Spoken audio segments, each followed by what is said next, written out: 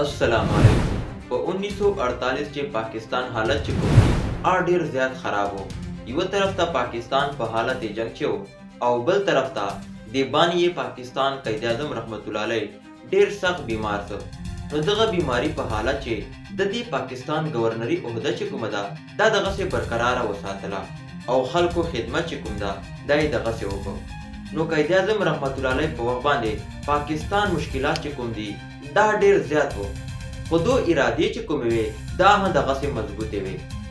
نو 80 लाख مهاجرین چې کوم دي نو دا پاکستان ته رااله او دالته پناه ګزین شول. یغه نه علاوه پاکستان مالی حالت چې کوم دي په ایک وخت باندې ډیر کمزوري وو. نو چې چمال پاکستان جوړ شو نو د آئین نو نو برتانیا آئین 1935 وال د چې معمولی تبدیلی وکړه او دای دی پاکستان آئین جوړ کړ. 30 सितंबर 1947 کې پاکستان د اقوام متحده رکن جوړ شو او اول چې کوم دا پاکستان ال تچا تسلیم کړه و هغه موږ برادر ملک ایران وو. او بیا چې چیرته پاکستان والا اول ورتی جنډا ولګیدله هغه ملک چې کوم دا فرانس وو. او بیا په دغه اقوام متحده چې چا د پاکستان تسلیمونې نه انکار وکړ هغه موږ پړوسی ملک افغانستان وو. نو دا دیو پاکستان ول حالت چې چمال دای جوړ شو. نو بانی پاکستان قائد اعظم رحمت الله علیه په بیماری حالت چې په زیارت چې پروت وو او دای چې کوم دا به 50 کې راوای او چې چمال دای په کراچۍ ایرپورټ کوزاو نو د چې کوم حالت وو ډیر زیات خراب وو. نو دته یو زوړ امبولانس چې کوم دا ورولاشو او دای چې چمال الته په چیناست نو خپل جته دای واپس رسولای نو چې په نیمه راګی چې دای چې کوم دا خراب شو.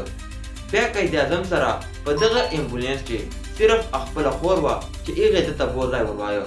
د سره کمپیوټر ډاکټر نه وو چې د علاج الته شوري کړای و. نو دا سوال جواب چې کوم دا تر اوسه پورې چا سره نستا چې دا یو سوچي سمجي سازش سره دغه څه وسله چې کوم د قائد اعظم سره وسله کدا چې کوم د پاکستان حالت په یو وخت باندې ډیر زیات خراب وو. دا کتابو چې راځي چې کوم د پاکستان وزیر اعظم وو لیاقت علي خان هغه له دغه شینه خبر نه وو چې قائد اعظم کراچۍ ته روان ده. دا کتابو چې راځي چې په ایک وخت باندې کراچۍ چې دوه امبولانسونه وو چې یو یې قائد اعظم ته ورلاږو او یو دالته پاته سر. نو شاید دا دی کمیونیکیشن ګیپ لوجه دغه سلسله خو خلک بیا هم دا وایي چې دا یو سوچي سمجي سازش وو چې کوم د قائد اعظم سره وسله. نو چې چماله قائد اعظم خپل کور ته راوای نو آلته د سره چې کوم دا فاطمه جناوا او خپل فیملی ممبران وو نور د سره هیڅوک نه وو. نو ډاکټرانو چې کوم دا په د باندې آلته علاج شروع کړ. نو د حالت چې کوم دی خرابېدل او دا خلک وایي چې چمال دای له دې دنیا نه ته نو د په زبان باندې یو لفظ وو الله پاکستان. یا الله ته دې پاکستان حفاظت وکې او د دنیا نه چې کوم دا د بیا رحلت وکړو او وفات. نو د په جنازې چې کوم دا 6 لکه کسان وو او د جنازه چې کومه دا علامه شبیر احمد عثماني وکړه او پاکستان دوم گورنر چې کوم دا دای خواجه نظم الدین جوړ کړ. کچېره تاسو غواړو چې موږ د پاکستان حالاتونو خبر شو نو دا چینل چې کوم دا جان سره تاسو سبسکرایب کو.